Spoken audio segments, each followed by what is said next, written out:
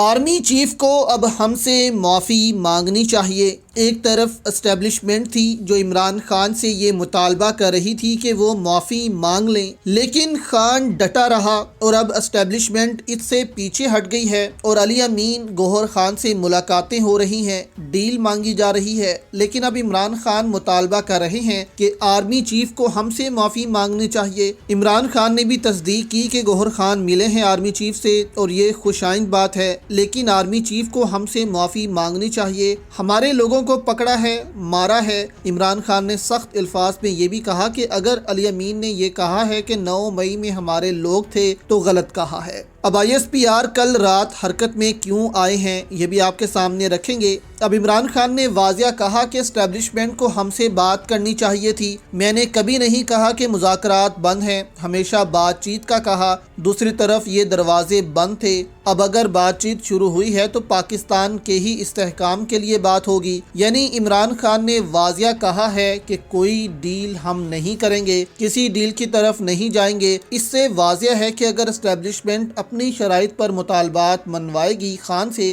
تو نقصان ان کا ہی ہوگا، اس لیے بہتر ہوگا کہ عمران خان کی شرائط پر ہی مذاکرات کیے جائیں اور ملک کا سوچا جائے۔ اب دوسری طرف کل سیکیورٹی ذرائع کا بھی بیان آیا، ظاہر ہے ISPR کی طرف سے ہی تھا، لیکن ISPR اس پر بات نہیں کر سکتے تھے، اس لیے سیکیورٹی ذرائع کا لفظ استعمال کر کے اس کو میڈیا پر چلایا گیا کہ کوئی سیاسی مذاکرات نہیں ہوئے، صرف افغانستان کے معاملات پر بات ہوئی تھی۔ تو اگر صرف افغانستان کے معاملات پر بات ہوئی تھی تو چیئرمین گوہر خان وہاں کیا کر رہے تھے؟ علی امین گنڈا پور وہاں کے CM ہیں، ان سے ہی مذاکرات ہوتے۔ تو اب ظاہر تھا کہ فوج نہیں چاہتی تھی کہ مذاکرات ابھی ڈسکلوز ہوں، لیکن عمران خان کا واضح پیغام ہے کہ کچھ بھی قوم سے نہیں چھپایا جائے گا، جو کچھ ہوگا قوم کے سامنے ہوگا۔ اسی ایک شرط پر دوستو اتنے عرصے PTI اسٹیبلشمنٹ سے مذاکرات نہیں کر سکی، لیکن اب اسٹیبلشمنٹ مجبور ہوئی ہے اسی شرائط پر مذاکرات کرنے میں، نہیں تو شہباز شریف کی طرح